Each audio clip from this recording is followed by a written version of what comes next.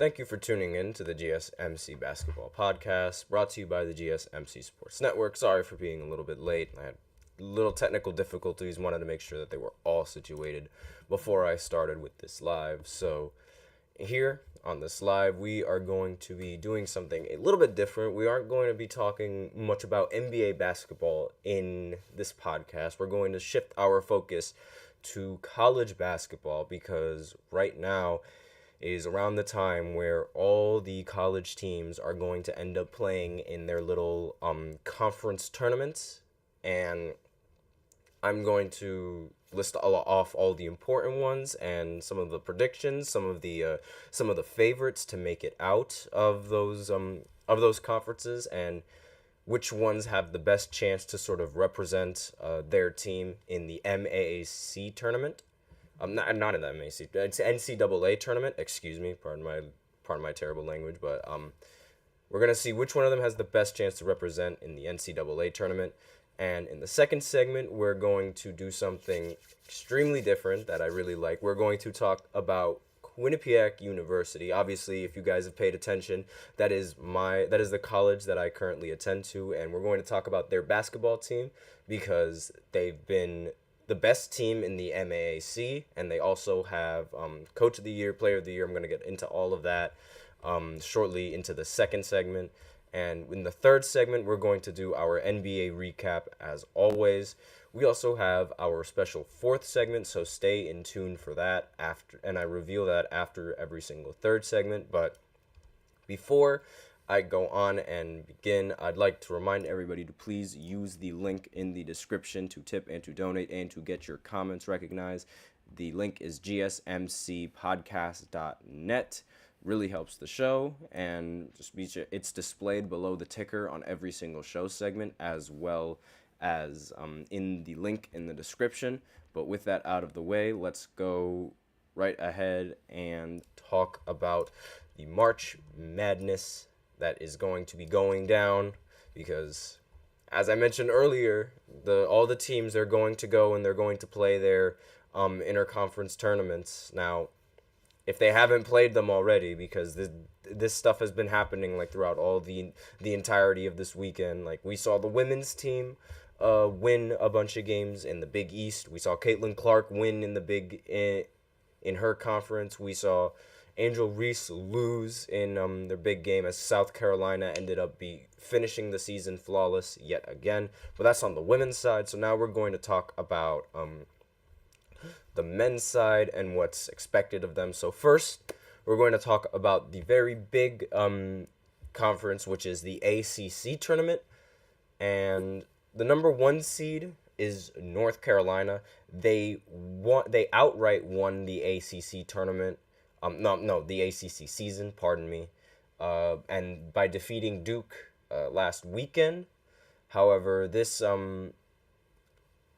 they're only a slight betting favorite, like according to these stats that I'm looking at right now. They're only a slight favorite over in the state rival, because outside of Duke, UNC and Clemson and like some other teams in the conference, they may be sweating on Selection Sunday. If they don't perform well this week, they better hope to God that they get picked. Like, If the stars align, though, we could like see a third showdown between Duke and North Carolina for the ACC crown, which would be absolutely ridiculous. So, the overwhelming favorite for a lot of these analysts a lot of these college analysts pick Duke.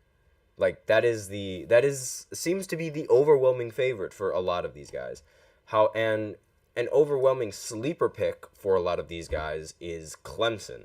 So that makes sense. Like, I mean, I'm very surprised that a lot of people would rather and even in the betting odds, like, Duke is still the favorite, despite the fact that North Carolina beat them and won the regular season. So there's a lot of doubt with North Carolina, and there's a lot of hope for Duke. Obviously, if you guys pay attention to college, you know that Coach K is no longer a coach on the team no more. But as we've seen, it doesn't really matter because, if they can keep getting the prospects that they need, and they have the highest odds of winning the ACC tournament right now. And again, like all the other teams that like have a chance, the only other team that really does have a chance to like upset a bunch of teams is Clemson. And North Carolina, it's sort of expected that North Carolina just ends up running away with it along with Duke. We're probably going to see them match up against each other yet again for the crown and for the finals of this tournament. And the next, let's see, what other teams can we talk about? What conference should we go into? Let's go into the Big East. Let's talk about the Big East. So UConn won its first outright Big East regular season title in 25 years, which is pretty surprising because since in that span of 25 years, they've won 5 national championships. And they're the odds to like win they're obviously the odds to win this to win in the tournament, and they are also like the favorites to win it all, seeing as how they won it all last year. They're the favorites to win it all again this year.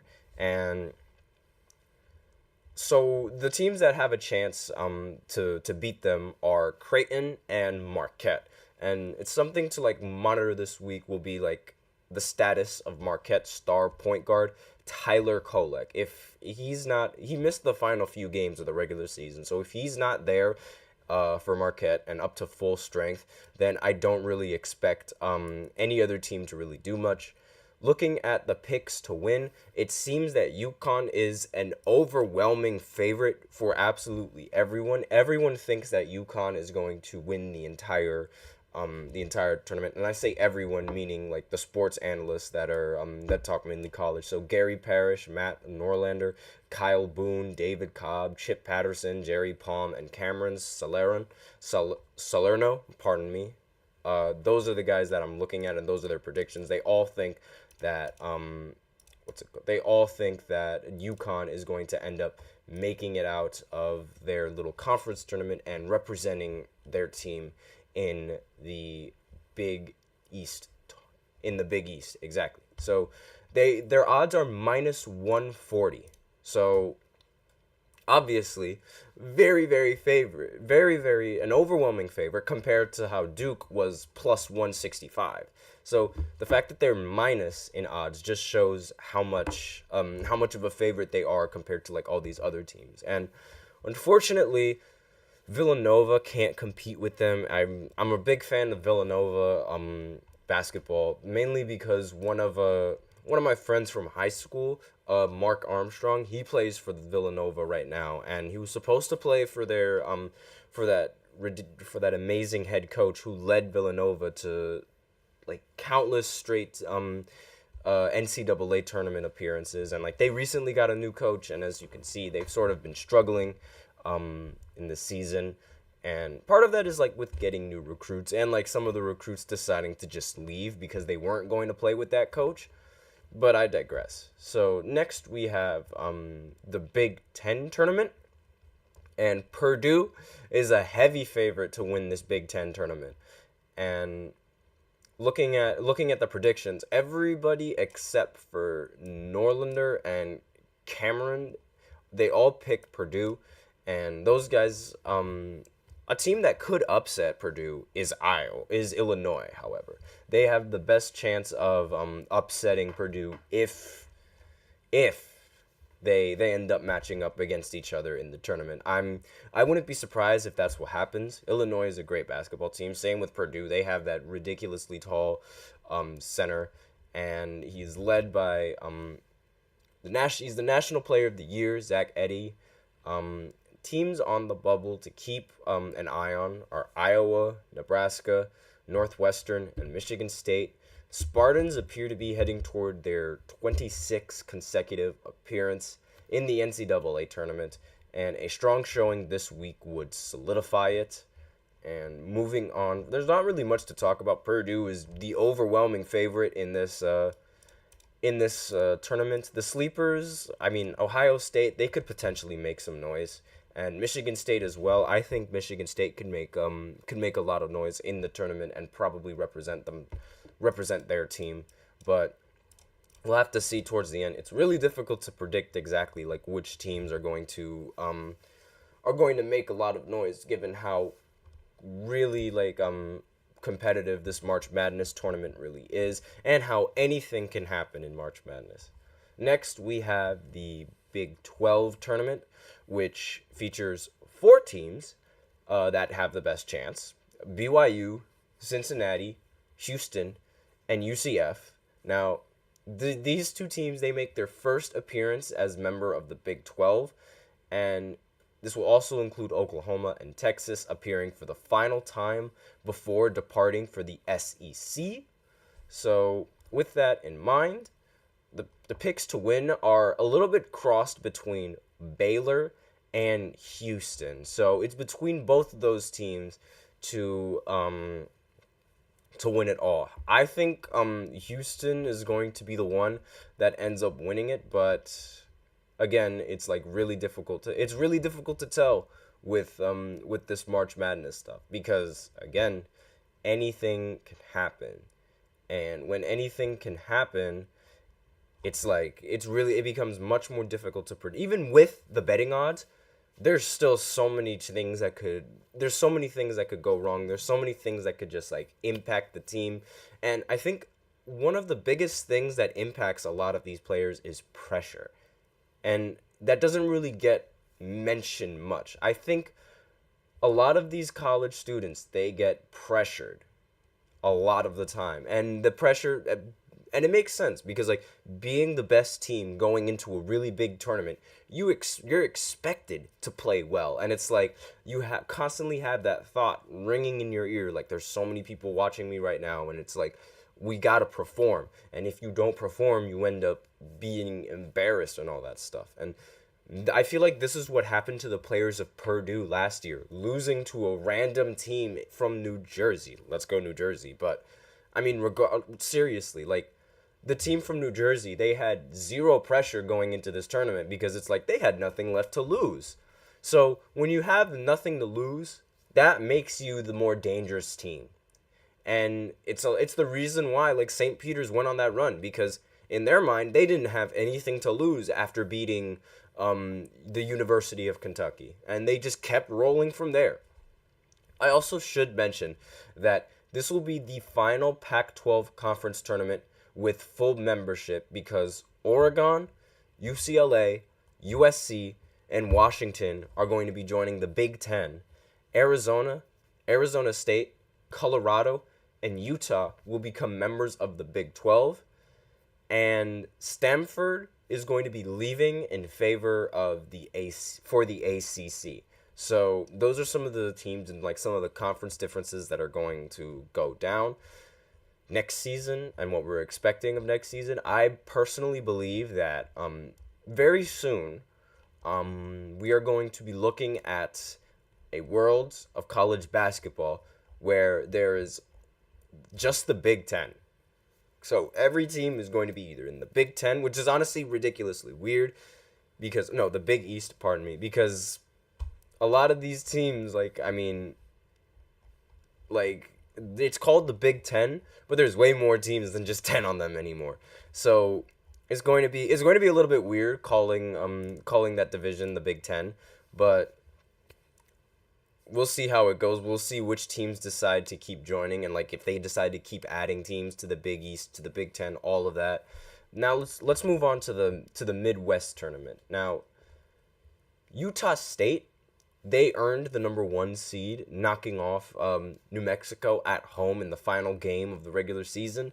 And San Diego defeated Utah last season in the conference championship game. So I would say that this, and judging by the picks on the analysts that I mentioned, it's very spread. But Nevada and Utah State seem to be the 2 favorites to end up winning it, along with Boy State. Now, the odds, they're looking heavily in favor of San Diego State, but they're really, really close the odds with San Diego State, Utah State, Nevada, they're all really, really close. So it's anyone's ball game up in this point. Next, we have the Pac-12, and this is probably going to be the last dance for the conference champions, and it's happening this week in Sin City. Arizona hasn't lost back-to-back games under Tommy Lloyd, under their new coach. They have not lost back-to-back games, so hasn't lost a game in Pac-12 tournament play since he took over in 2022.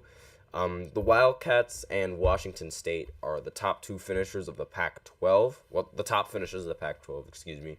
And they're the only teams locked into a berth in the NCAA tournament, no matter what happens.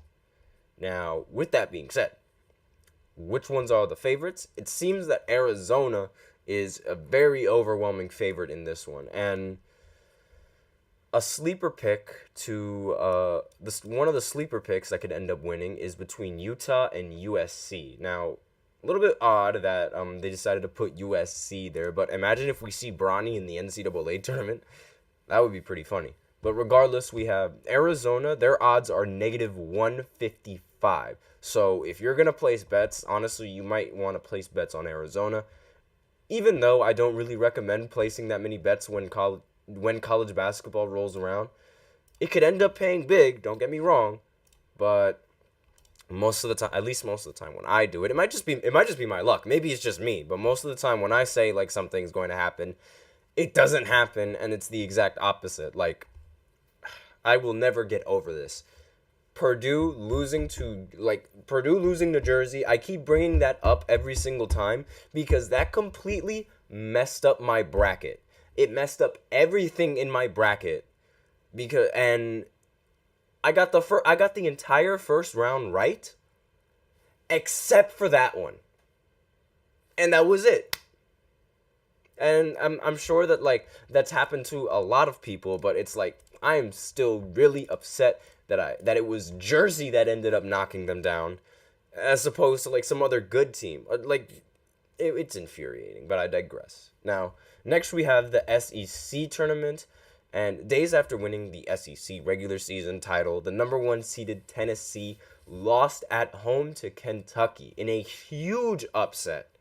So now it really seems like the SEC is anybody's game right now. And a lot of people, they had the University of Tennessee winning it all at first.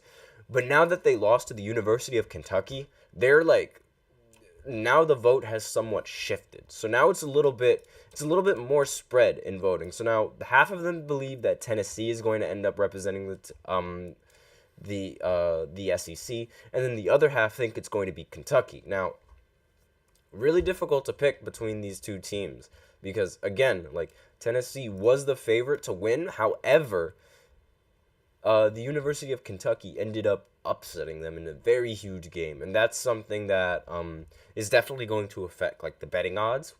Tennessee is still, however, a favorite to win the entirety of the tournament, but regardless, like there's no way to tell for sure. And with that out of the way, that is basically those are all of the important teams and all of the like important conferences and the important standings. So I'm going to take a short break, and after the short break, we are going to talk about the MAAC and the team that is going to represent the MAAC, which is most likely going to be my college, Quinnipiac University. So I will be right back to talk about that after this short break. I feel like I'm losing my mind. Is everybody in the world blind? Please, Lord, give me a sign, a sign. I feel like I'm losing my mind. Is everybody in the world blind? Please, Lord, give me a sign, a sign. I wanna be the greatest. Everybody on the fake shit. I look around and feel like everybody is the fakest. I make this every day and I'm impatient, hoping one day I blow up from the basement. Statement, the top is so vacant. I don't hear shit that I think is amazing. Waiting for my day when I'm playing sold out shows for 1,000 faces. Hey, give me that crown, get in my way and to be put down. It ain't your place, all this my town. If I want that shit, then I'll get it right now. losing it. The noose, if it's some loose shit, a stupid myth. You choose to live or choose to dip. You choose to fight or lose your grip and lose a gift. Oh! I feel like I'm losing my mind. Is everybody in the world blind? Please, Lord, give me a sign, a sign. I feel like I'm losing my mind. Is everybody in the world blind?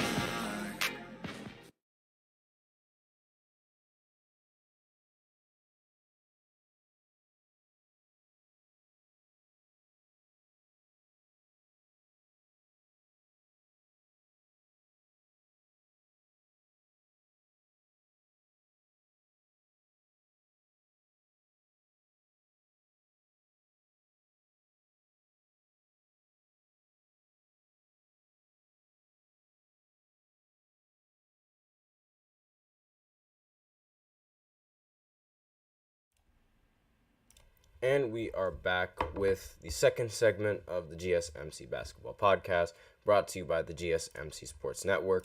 And in this second segment, we are going to be doing something incredibly different and something that I really wanted to do. And we are going to talk about my college, Quinnipiac University, and their NCAA basketball team. Their Division I, obviously, and they are currently headed over to Atlantic City right now to go and compete in the MAAC tournament. But before I break all of that down, I'd like to remind everybody, as always, to please remember to use the link in the description and the link that is displayed below the ticker on every single show segment. That is GSMCpodcast.net. Really helps the show, makes the show much more interactive, puts your comments and donations directly in front of my screen. And with that out of the way, let's go ahead and talk about QU. Now, a lot of people might not know what Quinnipiac University is or where it is. However, I'm just going to explain. So, you guys remember St. Peter's? Yeah, we play in the Quinnipiac plays in the exact same conference as St. Peter's in the MAAC, and right now, this team is starting to look like it's the best Quinnipiac basketball team ever assembled. And I'm not making this up whatsoever. For the first time in a while, Quinnipiac has won the regular season of the MAAC for the first time, and we also have, recently, we just got a new player of the year, Matt Blanc. He recently got the MAAC Player of the Year award and was also all MAAC first team, leading Quinnipiac, averaging 18 points per game on 44% shooting, and he scored 20 plus points on 13 different occasions during the regular season. He's only the third player in program history to be named Conference Player of the Year. Justin Ruddy was named the NEC Player of the Year in 2009 and 2010, and Cameron Young earned the MAAC Player of the Year in 2018 and 2019. He scored 10 plus points in all but one game for QU to help lead the program to its most ever MAAC wins, and he averaged 19 points per contest in home games, helping Quinnipiac go 13-3 in the M&T Bank Arena. And Blanc ranks, I believe he ranks. Let me see. Where's the ranking in scoring? He ranks top 10 in the MAAC in scoring. He's second in free throws made, 116 of them, and fourth in three-pointers per game. Sorry, I just had to pull up those stats because I had them there and they just went away.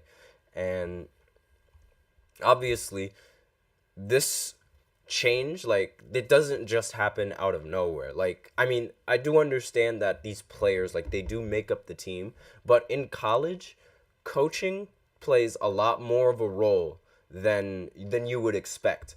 A coach's ability to lead a team and mentor a team can take them very, very far, and it really shows because last year we had a head coach who is now the GM for Villanova basketball. I don't want to disrespect him whatsoever, but it's he was not that good of a coach. Watching him coach and watching some of the decisions that he made and watching what he did and didn't do, was not a big fan of him last year whatsoever. And last year Quinnipiac was ranked third in the MAAC. And when we went to Atlantic City last year, we ended up losing to a 6 seed and we got blown out. We lost to Marist, and Marist ended up blowing us out by so many points. It was almost a 30-point game at halftime. And with that in mind, with that terrible loss coming in from the coach decided to leave and go back to Villanova, and now we recently got a new coach, and lo and behold, now Quinnipiac is the number 1 team in the entire MAAC. Not only that, Coach Tom Pecora, that is our new head coach, he ended up winning Coach of the Year for the MAAC. He led the Bobcats to a 23-8 record during his first season at the helm, and guiding QU to its first ever regular season title. The first time in the entire history of the franchise we end up getting a regular season title. I don't know what it is, but ever since I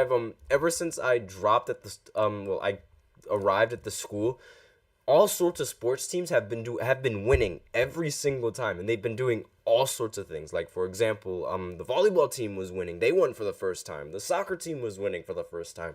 And now we have our basketball team finally doing something in terms of winning. I mean, they were winning last year in the regular season, but it was it was a little meh, in my personal opinion. Like, we could have definitely done better, and it really shows because this new coach has taken this team to brand new heights, and something that I was not expecting this outcome whatsoever from the basketball team, and I don't think anybody was.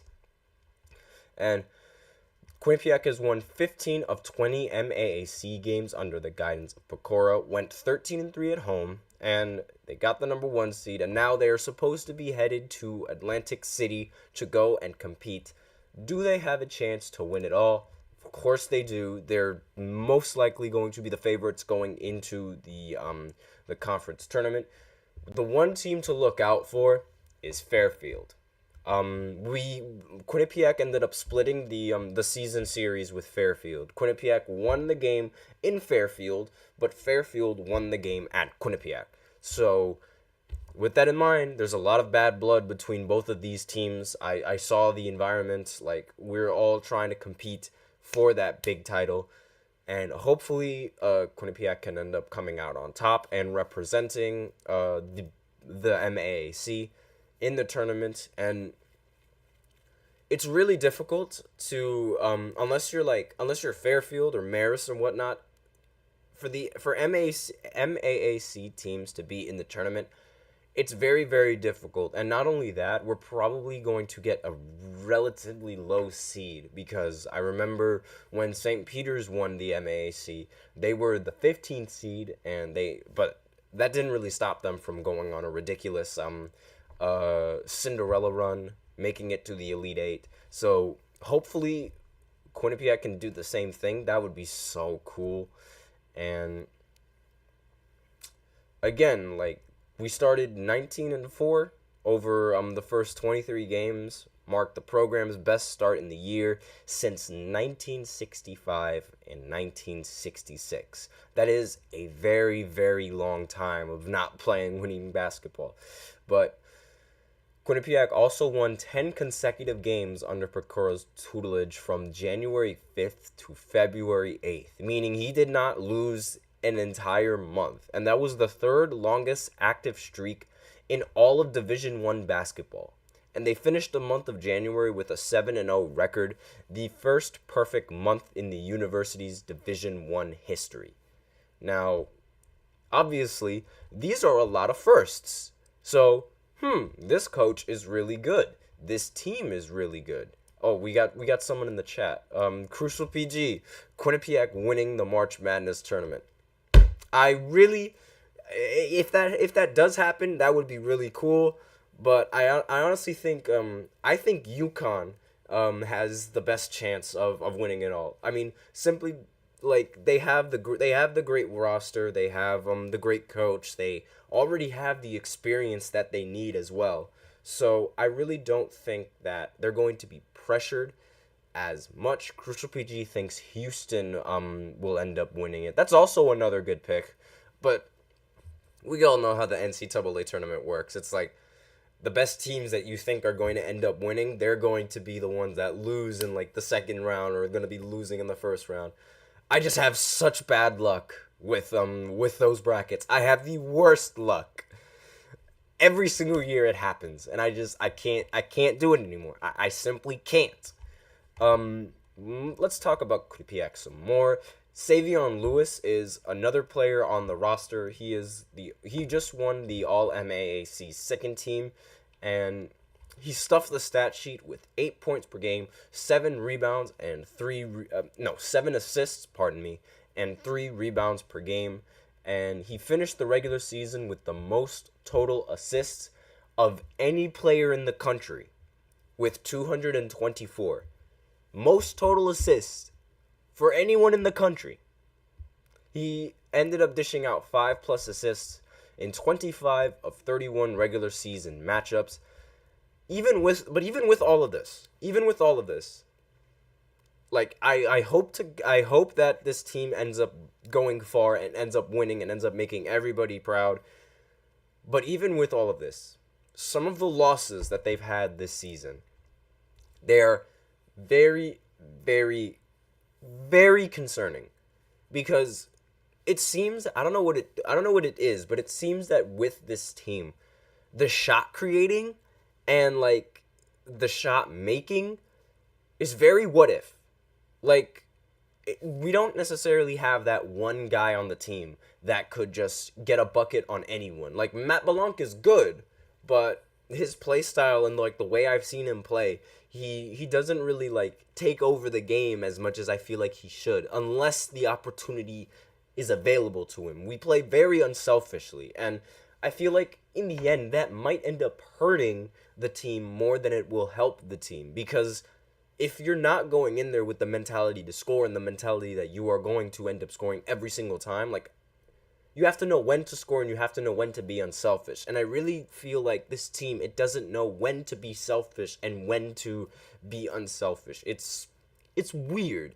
But that's just in the losses that I've seen. That is just in the losses that I've seen, where it seems that like this team, it should be this team should be like winning and it should be doing a lot more, but instead they keep playing a little passive by passing to everybody else and trying to see if everyone else can get something going. And that's sort of been the problem that I've had with watching this team. Before I end off this segment, Crucial PG has something else to say. It sucks Villanova is bad this year. That's my team. Yeah, I like Villanova. Mark Armstrong, great guard for Villanova. Obviously, I went to high school with him. He's a great human being, great individual. I really think that you guys should go and watch some of his games. He was on the Team USA under 18 team when he was under 18. So he's really good at ball. He knows how to play. And with that has sort of been what I wanted to talk about in this segment. So let's go, Q. We don't play today. We play tomorrow because, again, number 1 seed in the MAAC. But I digress. Now we are going to go and shift our focus back to NBA basketball, and we're going to give a quick recap of all the NBA games that went down last night. So I will be right back after this short break.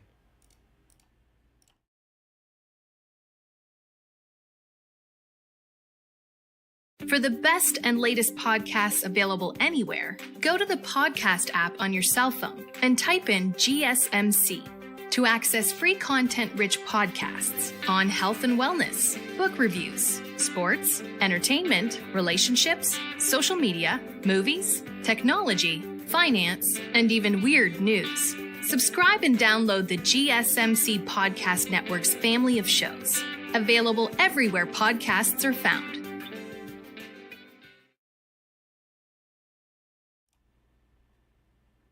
And we are back to the third segment of the GSMC Basketball Podcast, brought to you by the GSMC Sports Network.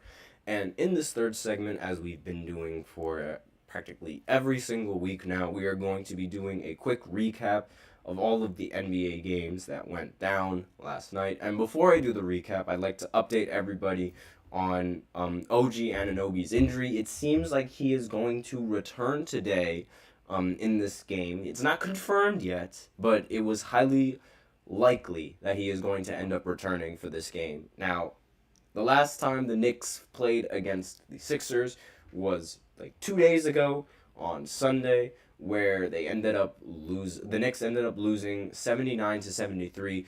Obviously, a ridiculously low scoring game. There was some really bad shooting, so hopefully they can turn it around tonight going into this game. I mean, shooting like that is just pitiful. And ending the score, like losing to the Sixers without Joel Embiid, and the fact that you only put up 73 points, like my Brooklyn Nets could put up more points than that. But I digress. Speaking of the Brooklyn Nets, they, thank the Lord, did not play last night.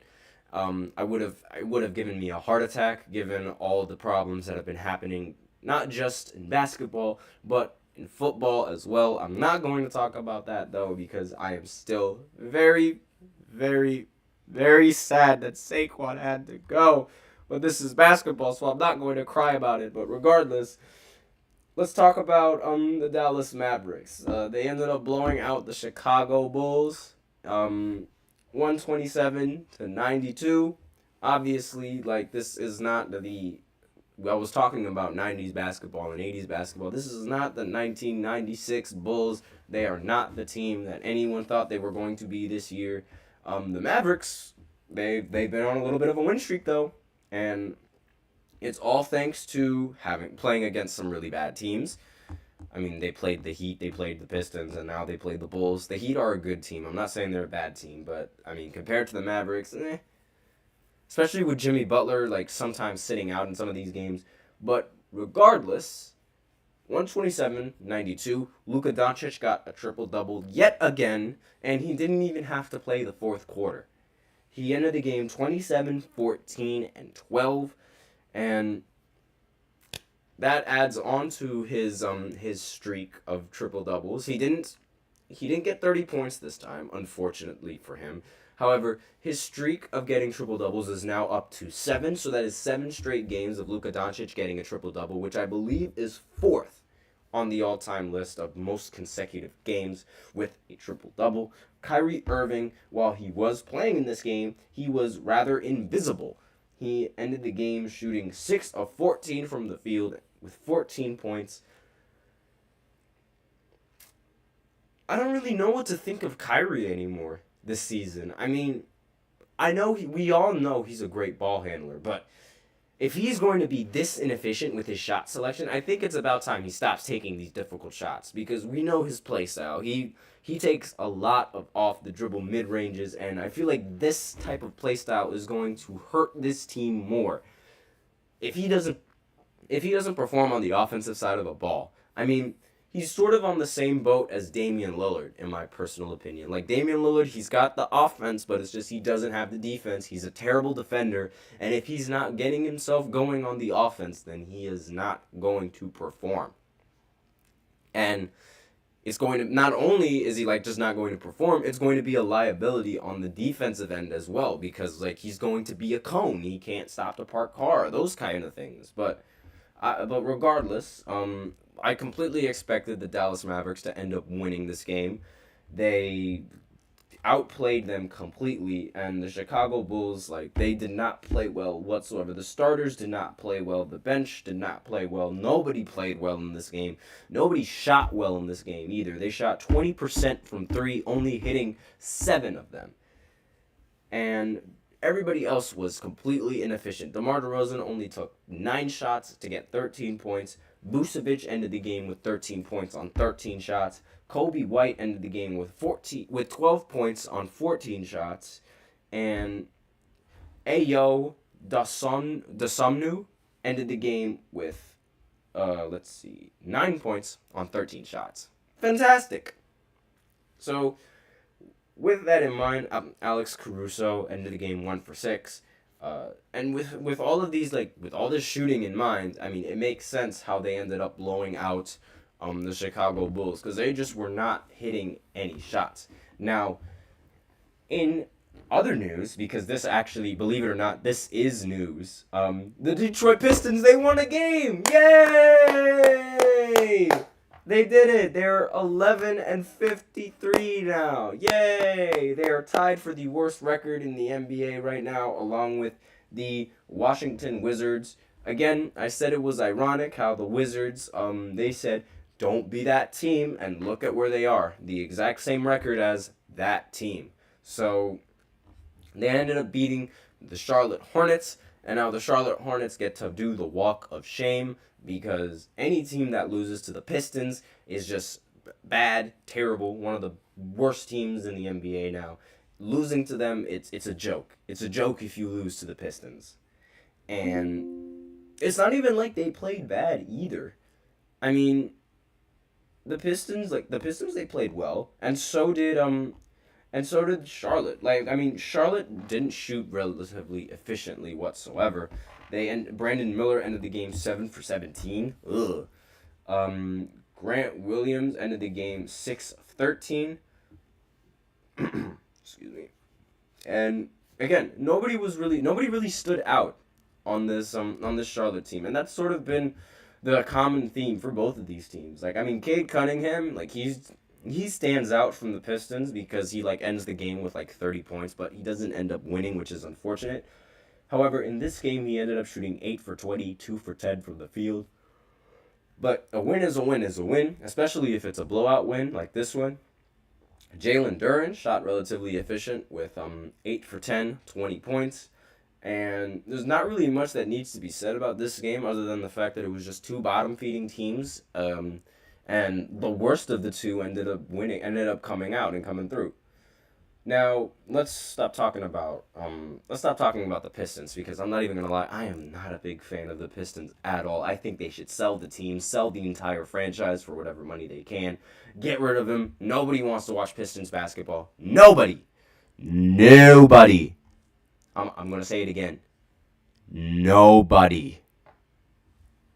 Yes, I am still upset that the Brooklyn Nets lost to this team, but regardless, nobody wants to watch them. Now, let's talk about the Boston Celtics, who ended up winning against the Portland Trailblazers 121-99. They become the first team to hit 50 wins in the season. The very first team to get 50 wins, and the record right now is 50-14. Obviously, that's very, very impressive. This is the year for the Boston Celtics to end up. This is the year for the Celtics to win. They absolutely cannot disappoint. If they disappoint yet again, they're in a very, very difficult spot, because, in my personal opinion, they always, they keep running it back. They keep running it back every single time, because every single time they get so close to making it to the finals and doing something and winning, but they just always end up failing. I don't understand why. They get so close, and there comes a point where it's like, okay, do we just blow everything up now, or do we try again? And I have no idea when it's going to get to that point where they're just going to become insane, because if they keep trying, the definition of insane is when you try something over and over and over again, expecting a different result. So if they keep trying to make it to the finals with Tatum over and over and over again, expecting a different result, that's the definition of insanity. And it's really confusing for me, because they have the pieces. They have everything that they need to succeed.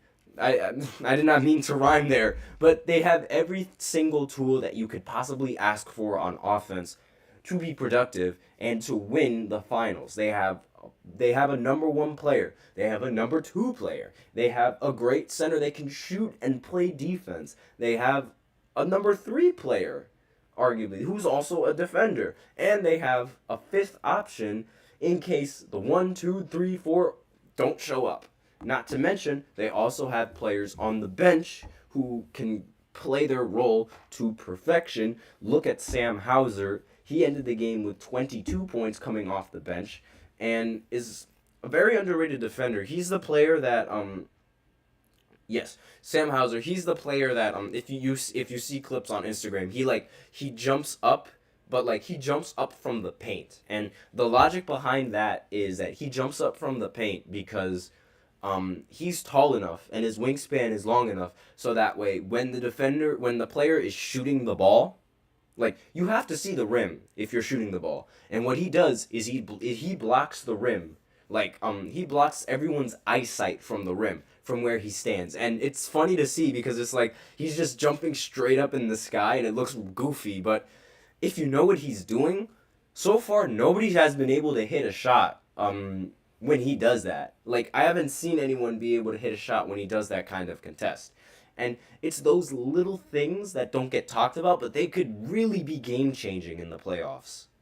And again, as I mentioned earlier, all of these players, the entire starting five, has the ability to drop 25 plus. We've seen Drew Holiday drop 25 plus in the playoffs. We see Jason Tatum drop 25 plus. We see We see Jaylen Brown drop 25 plus. We see all of them with the ability to score on offense, and now we just need to see them do it again in the playoffs. They have everything that they need, but I just know somehow, in some way, they're going to blow it. I just know. It's something that you can just feel in your gut. I just don't know why it's going to happen. And nobody really stood out for the Portland Trailblazers. Again, no one really stands out for Portland now that they got rid of Dame. So with that in mind, not really much that needs to be said other than the fact that the Boston Celtics, now they've won 50 games. Moving on, the team that beat the Boston Celtics, the Denver Nuggets. The Denver Nuggets ended up coming back from down 20 in the third quarter to beating the Toronto Raptors. I understand that they shouldn't have been down 20 in the first place, but a win is a win is a win is a win. And the fact that they still know how to win in the fourth quarter, the most important quarter of basketball, is arguably the most important thing that any playoff team can have, apart from defense. Nikola Jokic ended the game with 35 points, 12 assists, and 17 rebounds. Jamal Murray ended the game with 26 points, 12 assists. Michael Porter Jr. ended the game with 19 points and 8 rebounds. Aaron Gordon ended the game with 19 points as well. Everybody played their role. And when everybody does their part on this Nuggets team, it's like they win the game every single time. Especially when Jokic drops a triple-double. He's going to be the MVP. He's going to lead the NBA in triple-doubles. I have no doubt about that. He's going to lead the NBA in triple-doubles eventually. And he's going to end up winning another MVP, which is actually going to get me into the next segment where I talk about Luka Doncic yet again, because he's just breaking history now. Right now, he's on a ridiculous run of triple-doubles, and I have to talk about it. I know it might get sick, but at least I'm not talking about LeBron, right, guys? You guys know, you guys cannot stand LeBron, and I don't blame you guys for not standing LeBron because he's so good. He's so good at basketball that you just have to hate. That's just how it works with him. But before I get into the Luka Doncic segment, I'm going to continue with this recap. There's only 2 games left to talk about. Golden State beating the San Antonio Spurs. I should also add that the Spurs became the first team to get eliminated from playoff contention. And when you have someone like Victor Wembanyama on the team, that is very, very concerning. I am not a big fan of Victor Wembanyama's teammates at all. I think they are immature. I think they are some of the worst basketball players that you could ever have because of how selfish they are.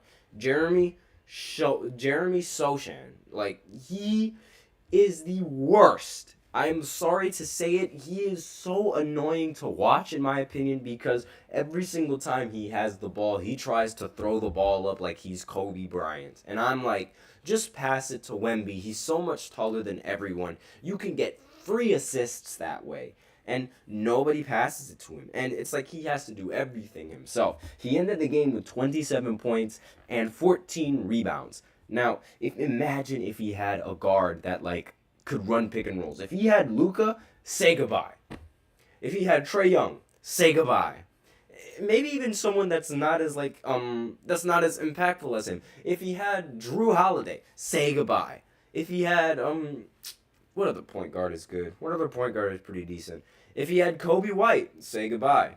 I mean, literally any point guard with IQ to pass would be able to make use of Victor Wembanyama. And it's really infuriating because he's so tall and his height does not get utilized whatsoever.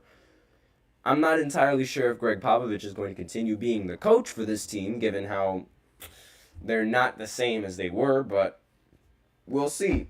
And also, I should also add that DeJounte Murray ended up saying that, like, when he did get traded over to the Hawks, he did say something along the lines of, if you see how the situation in San Antonio was lined up, we weren't winning. Something along those lines. Something about how, like, the trajectory of this team wasn't going where he expected it to go. And that's why he wanted out of San Antonio.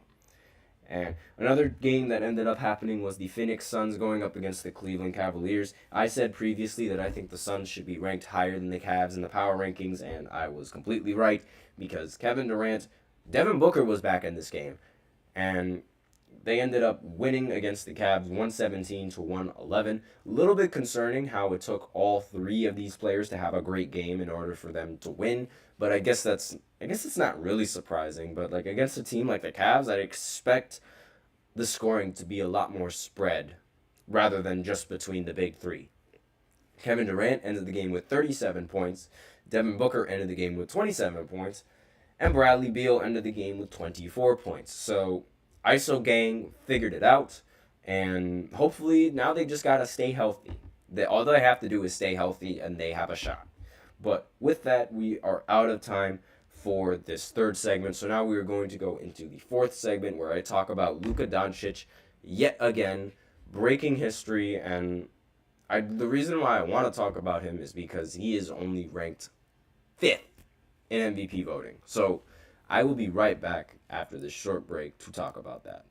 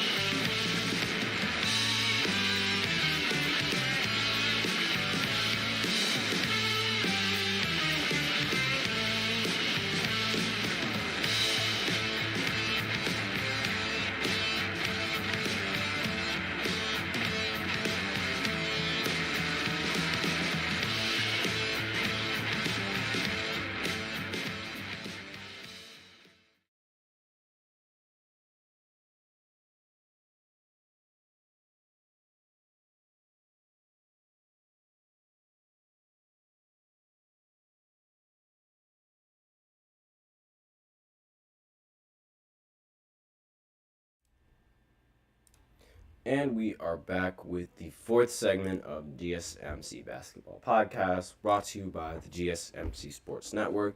It's going to be a little bit of a shorter segment this time because I did talk about Luka Doncic yesterday.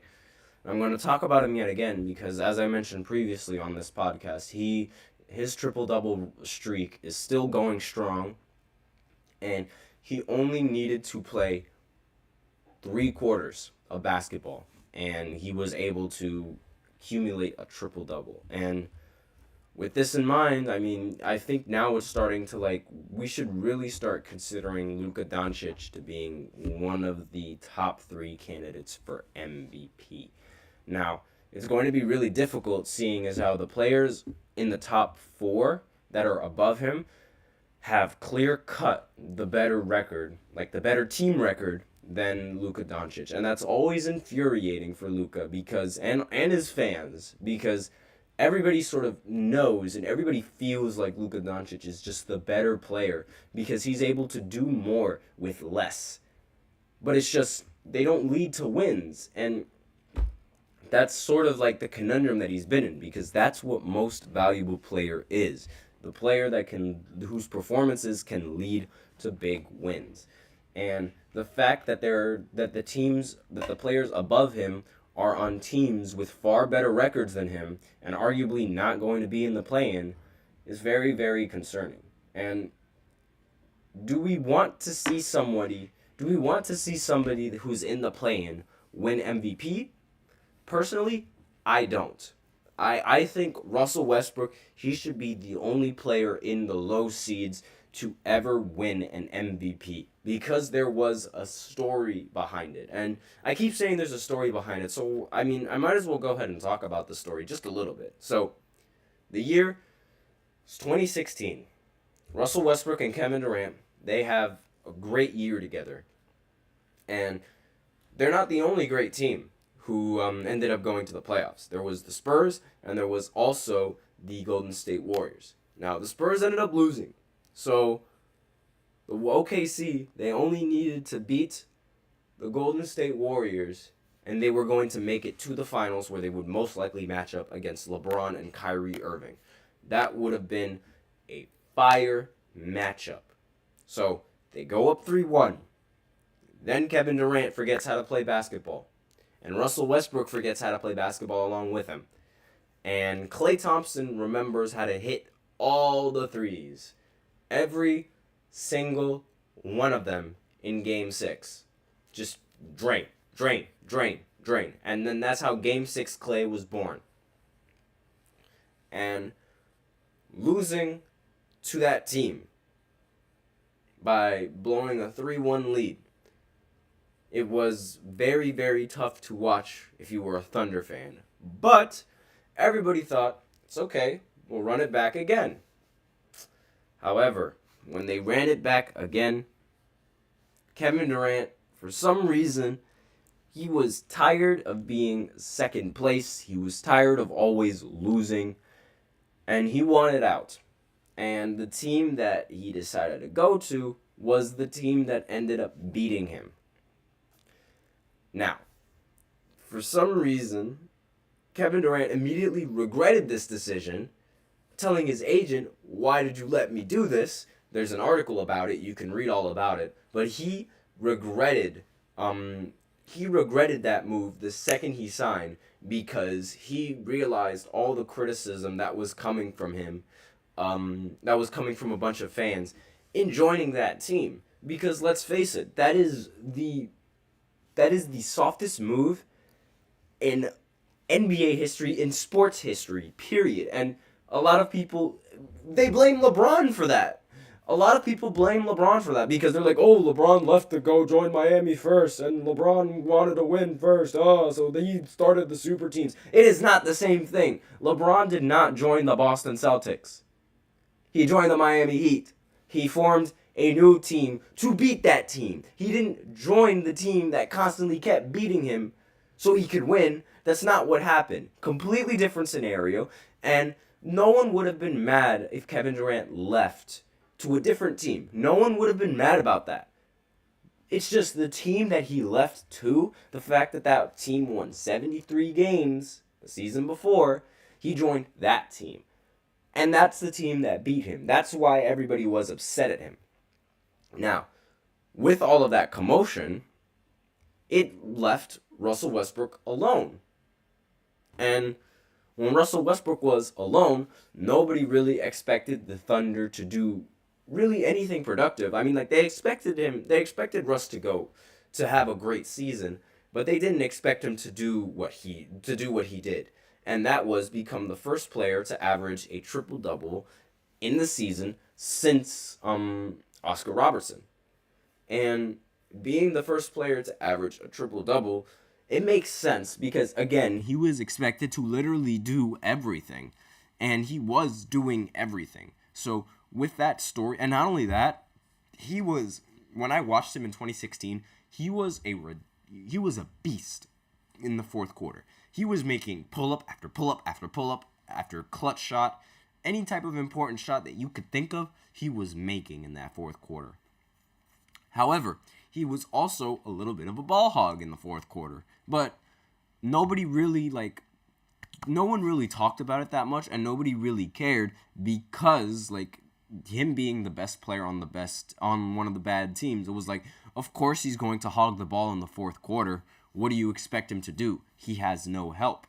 And it makes sense when you think of it like that. However, when you think of it now, that tendency, he still somewhat has that tendency of not passing in the fourth quarter, and I don't know why. That's just me, though. I don't want to hate on Russ, and I don't want to talk down on Russ because, we are talking good about him and his MVP season and the fact that he was the only player to do that. And the fact that he's done it consecutively, for 4 years in a row, almost, not 4 years in a row. He did it for 3 years in a row, pardon me. And then he had a little break on Houston, and then he went and did it again for the Washington Wizards. And with that in mind, that was sort of that story in that 2017 season of Russell Westbrook being the only player on that team. That was sort of the driving force, along with the triple doubles that he averaged, to being the MVP favorite. The other MVP favorite that year was James Harden, who averaged, I believe it was 29 and 11. He led the Houston Rockets to one of the top seeds in the entire Western Conference. And if we're going to go by tradition, he should have won the MVP that year. But because of the story behind Russell Westbrook and his triple doubles and all of that, it seemed like he was, it just put him in that spot to be the favorite to win the award. And I believe he deserved the award because, averaging a triple-double after Kevin Durant left, that was a statement. That was a statement, and that was supposed to be acknowledged, and that was acknowledged the proper way. Now, Luka doesn't have that story. And, the only thing that he really has is just stat padding. If anything, he doesn't have that story. But I'm not saying that Luka is a stat padder, but that's what a lot of the voters might say. They might look at the numbers and the triple doubles that he's putting up as just stat stuffing. Because unlike Jokic, he's not getting the wins for those triple doubles like how Jokic is getting it. Jokic's triple doubles aren't seen as stat padding. And Crucial PG in the chat said, "Meet despite the loss man, Luka Doncic." Despite the loss, he just keeps getting triple doubles and stuff. But it's with those triple doubles in mind, it's are you stat padding or are you trying to win? There's a very fine line when you actually, in order to determine that, you have to actually watch the games and see what is done. It's very easy to say Jokic, every time he drops a triple double, he ends up winning the game. Luka ends up losing the game while dropping a triple double. He's stat padding. And Crucial PG in the chat said he's doing what Harden was doing around 2017, 2018, minus the winning. Exactly. And the big difference is that Harden was able to win those games. And it's if you're not winning those games, where's the value coming from? And that's the problem that Luka Doncic has been having every single time. It's is he stat padding? Is his team just bad and he's trying to do his best? I think it's his team is bad and he's trying to do his best, me personally, because Russell Westbrook was the stat padder. I'm just going to say it I'm just going to say it flat out. Russell Westbrook was a stat padder. I do not care the fact that he averaged triple-double for 4 years. I was talking great about him. I totally understand that. He's a great player, great hustle, great heart, all of that. But he was a stat padder. After that MVP season, he was a stat padder. You could tell just by his play style, he was stat padding. And you can tell by Luka's play style that he's just trying to win. Because Luka knows when to shoot. He knows how to shoot. He knows when to pass. He knows how to pass. He knows how to do all of that. And none of his baskets really seem forced. None of his attempts really seem forced. And Crucial PG had something else to say in the chat. And you could say that Luka's team wasn't much worse, if worse at all. Yes, I actually don't think this Dallas Mavericks team is as bad as that Houston Rockets team. I actually think from an individual standpoint, looking at like all the players that they have and the roster that they have, they are better. Like on paper. However, when it's put into practice, it's not better. They're not better. And part of that might be because, like, I mean, you know, Kyrie is like in a slump right now, or they're not hitting enough threes, or like they're missing at the wrong time. But this has been happening for so long with the Dallas Mavericks and Luka Doncic, and it's really concerning because it's like, okay, like, I mean, he's putting up great stats, but it's like, you're not winning. Like, where's the winning coming from? Crucial PG, again, Jesus Christ, he's got a lot to say. Luka does stat pad. Example, last night they were up 30, and he is still in during the fourth quarter. Luka's playstyle does not win championships, unfortunately. I mean, I have to agree with that. I mean, that playstyle, like, it's different. Like, his triple doubles, they're different from Jokic's triple doubles, and it's very odd to say that because it's like a triple double is a triple double in people's eyes, but like some of them, like, they're stat padding, and some of them there's like actually winning basketball, and you can see the difference from when I see Russell Westbrook play, I see the stat padding. When I see Luka play, I don't really see stat padding as much. I mean, maybe from the rebounding perspective, I do see the stat padding from the rebounds, but the assists, they aren't as forced as Westbrook's assists. And the same thing with Harden. I know Harden was like, he stat pads his rebounds because it's like everyone gets back on defense, so defensive rebounds are like so easy to grab. And Crucial PG says, it doesn't help that Luka plays no defense at all. I mean, none of the players that you previously mentioned between Westbrook, Harden, and Luka, none of them really play defense. And actually, I totally forgot about that. I always like talk about defense, but I'm not even going to lie. That is a large aspect as to why a lot of these guards that I previously mentioned haven't been able to win anything. If you notice, a lot of these teams that end up winning, they have a guard that can play defense. They have a guard that isn't shy to play defense.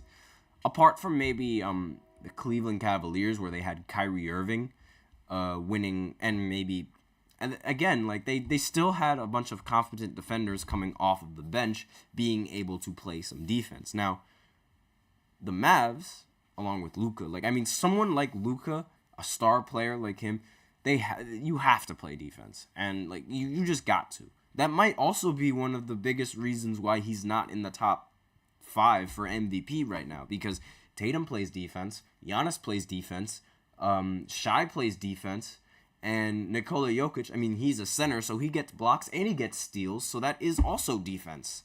And they all play, like, I know Jokic's defense, like, it's not good, but it's not bad either. Like, he has the IQ to go for lanes, which makes sense, and, like, he has fast enough feet. I mean, he is relatively slow, but his defense, it's there. Like, I mean, it's not dominant. It's not a dominant aspect of Jokic's game, but it's there, unlike Luka Doncic, who literally just stands there. But I digress. Regardless, like, that's sort of like my opinions on Luka Doncic. I mean, I'm not entirely... I can't really say that he stat pads, like, every single time. Like, if he's winning, yeah, he's definitely stat padding. But when he's losing and he's trying to win the game, I can't really say that. Like, I don't really see that as stat padding because, like, he has no help. And when you have no help and you're, like, trying to do everything on the court, I don't think that's stat padding. But that's just me. I mean, he definitely needs to work on the defense. That's one thing that's for sure. And he's most likely not going to win MVP unless his team has that record. And it doesn't really look like his team is going to have that record, especially if you got Kyrie on your team. But I digress. With that, that is the end of the 4th segment, and that is the end of the show. Thank you so much for tuning into the GSMC Basketball Podcast, presented by the GSMC Sports Network. Your support means a lot to us, so please remember to subscribe to the show, leave a positive review. Really does make a difference. We also invite you to follow us on Facebook, Twitter, TikTok, and Instagram for more content and updates. Thank you all once again, and as I like to remind everybody, please remember to use the link in the description below, or to use the link that is displayed below the ticker on every sports segment. That is gsmcpodcast.net. Really helps the show. And that is it for the show. I am your host, Nelson. Thank you once again. And as always, take care.